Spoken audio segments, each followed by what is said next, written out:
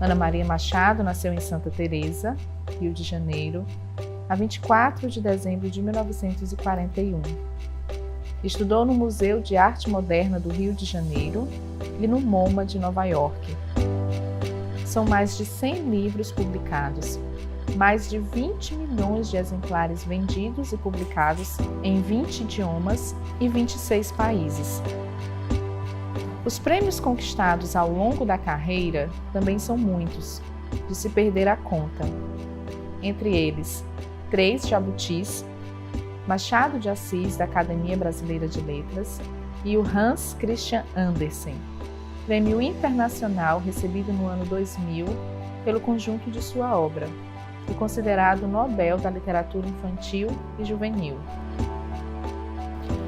Olá, eu me chamo Carmélia Menezes, do Instituto Brasil Solidário, e hoje eu tenho o imenso prazer de estar conversando um pouquinho com a Ana Maria Machado, ocupante da cadeira número 1 da Academia Brasileira de Letras, uma das maiores escritoras do nosso país, com milhões de obras publicadas no Brasil, fora do Brasil, e hoje ela nos dá o prazer de conversar um pouquinho com a gente sobre uma de suas obras. Obrigada, Ana, mais uma vez, por ter aceito o nosso convite.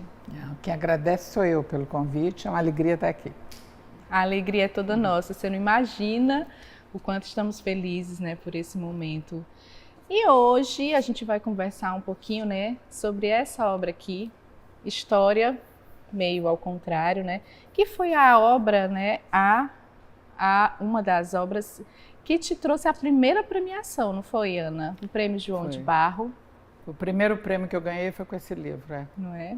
E assim, o próprio título, História Meio ao Contrário, já desperta na gente nessa curiosidade. Né? A gente já sabe que vai encontrar talvez alguns personagens, um enredo que não seja muito comum, não é, Ana? Então conta pra gente um pouquinho, né, a história por trás, né, dessa história aqui, Meio ao Contrário. É uma história... Esse livro foi publicado em 78 e o prêmio que eu ganhei foi 79, né? Foi logo em seguida. Na verdade, eu tinha ganho um prêmio, o primeiro prêmio que eu ganhei com ele foi em 77, foi ainda como original inédito, e a publicação foi um dos prêmios. Foi um prêmio dado pela Prefeitura de Belo Horizonte, que consistia em publicar o livro, o Prêmio João de Barro. É a história meio ao contrário, porque ela começa com a frase: então eles se casaram, tiveram uma filha linda como um raio de sol e viveram felizes para sempre. Essa é a primeira frase do livro. E claro que a última só podia ser: era uma vez. É uma história que ela está ao contrário, né? De cabeça para baixo. Ela começa onde todas terminam e ela termina onde muitas começam. Por isso é que tem esse nome. É, muito interessante, né? A gente encontra em História Meio ao Contrário, né, um rei também, né, um reizinho, um rei muito mandão, né, também, né, esse déspota. E também, mais uma vez, a gente encontra, né, esse diálogo com outros personagens, né, de outras obras, também tua, né? E mais uma vez, com temas, né, com questões também bem vivas, né, bem presentes, né, na nossa atualidade, né? E então, Ana, pensando, né, exatamente nessa história meio ao contrário, né, nessa princesa, por exemplo, que resiste a esse casamento, né, arranjado, que não quer, né, essa pastora, né, que convence esse príncipe encantador, né? De que forma você pensa ou você acredita, né, que tudo isso também está bem presente, bem forte, né, hoje? Eu acho que esse livro, essa história, que foi um dos meus primeiros, hoje, cada vez mais, quando eu volto a ele e a outros desse gênero que eu revisitei ao longo da vida, os contos de fadas clássicos, eu tenho esse livro, por exemplo, ele fala de um rei, uma rainha, uma princesa, um príncipe, um dragão, um gigante, enfim, São personagens muito característicos dos contos de fadas tradicionais. Eu tenho livros sobre lobos, eu tenho livros sobre diferentes heróis desses, sempre revisitando. Eu tenho alguns diferentes sobre princesas e príncipes. Da Princesa que Escolhia é um livro, O Príncipe que Bocejava, porque a vida dele era uma chatice. Enfim, vários outros assim. E eu acho que é uma forma da gente ter uma noção de que nós temos uma continuidade cultural como espécie humana. Nós estamos aqui hoje, mas nós somos descendentes de todos os que vieram antes de nós. Nós temos uma história nesta cidade, neste país, neste continente, neste mundo em geral. E é uma cidade que a gente vai chegando para trás, é uma história que a gente vai chegando para trás e vai vendo que ela existe, e o mundo vai mudando e se transformando, e a gente, de cada vez, faz uma nova edição, passa limpo, corrige umas coisas. Mas, ao mesmo tempo, nós somos herdeiros de uma sociedade que se construiu dessa maneira, né? Que fez assim. Então, o que a gente faz sempre, o que eu procuro fazer, é conhecer de onde viemos para poder sonhar para onde queremos ir e construir isso, né? Então, a todo momento tem isso de... Então, essa história, você tem um rei, que é um rei autoritário, mandão, etc., mas profundamente ignorante, porque ele não sabe muita coisa de importante que acontece, ele nem se dá conta, né, do ciclo da vida como é.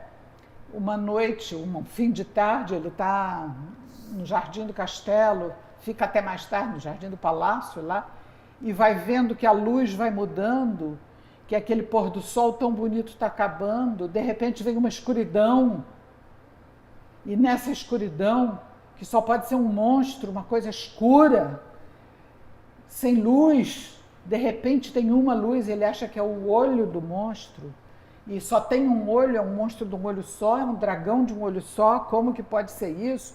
E ele fica achando que esse dragão roubou o sol, roubou o dia, né?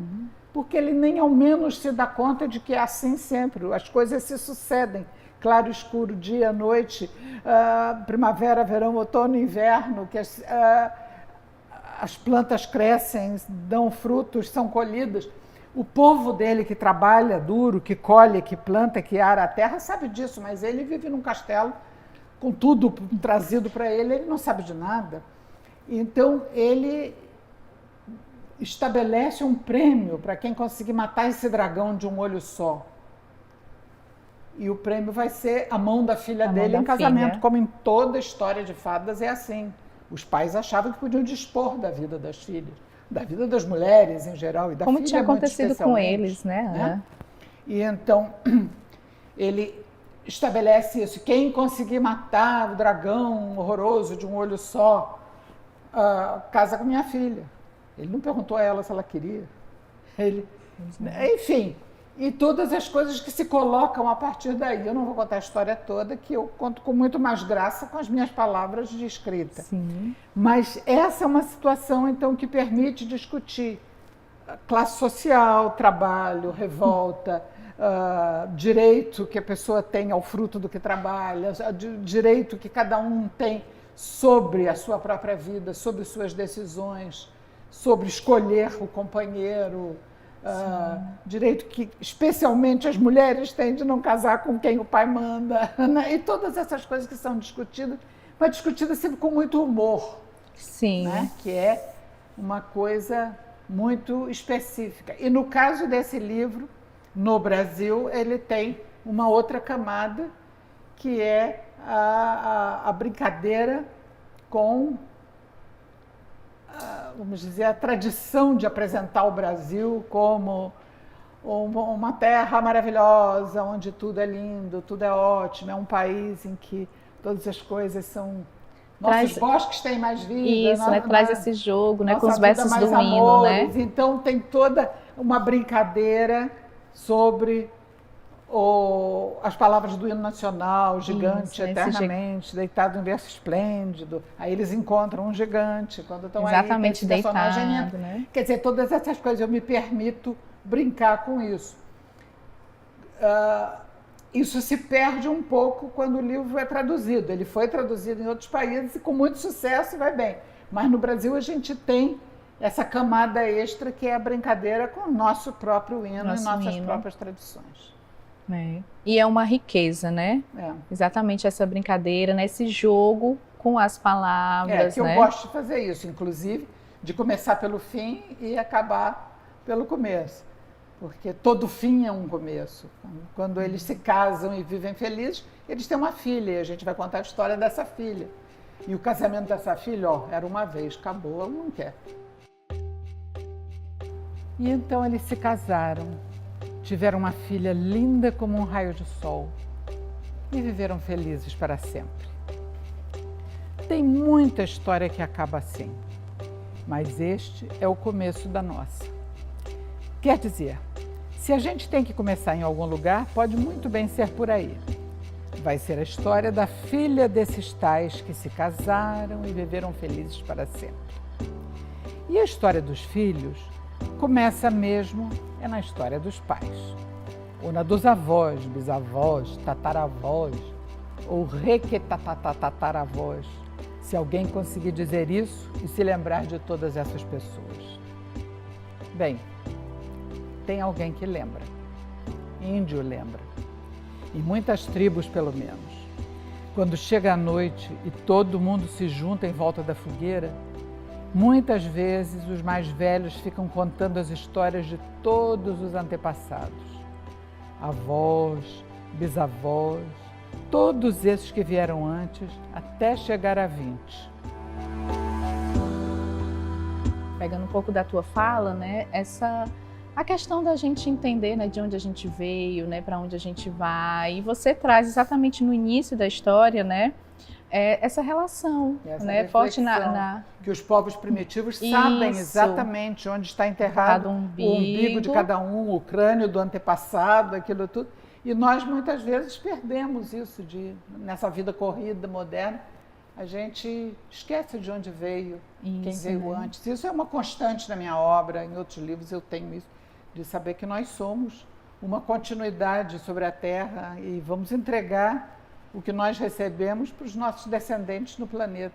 Mesmo que não sejam descendentes diretos, que não sejam um filho, seja um sobrinho ou só uma criança de outra geração, mas a gente tem a obrigação de preservar o planeta, essa terra, esses vales com mais flores, essas várzeas com mais vida, os bosques com mais amor. Que lindo. A gente tem que preservar para quem vem depois. E aí a gente volta, né, Ana, de novo para a Agenda 2030, né, esse esforço, né, dos países, dos líderes, né, exatamente, né, de preservar, né, esse nosso planeta. Que planeta a gente vai entregar, né, para as futuras gerações, né? A gente precisa desse equilíbrio noite e dia, frio, quente, respeito às estações, tudo isso, né? E uma consciência ecológica também fundamental.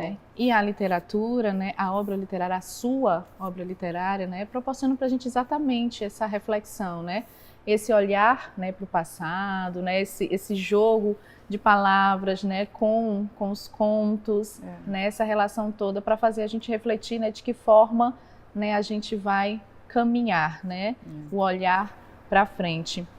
E aí a gente acredita no Instituto Brasil Solidário, né, fortemente no trabalho com a obra literária, né, a apresentação, permitir o acesso ao livro, à leitura, à literatura, porque a gente acredita, Ana, que essa é a melhor forma, né, de mudar, de construir uma educação de qualidade dentro do nosso país, na América Latina, em todo o planeta. Nós precisamos mesmo muito disso, né?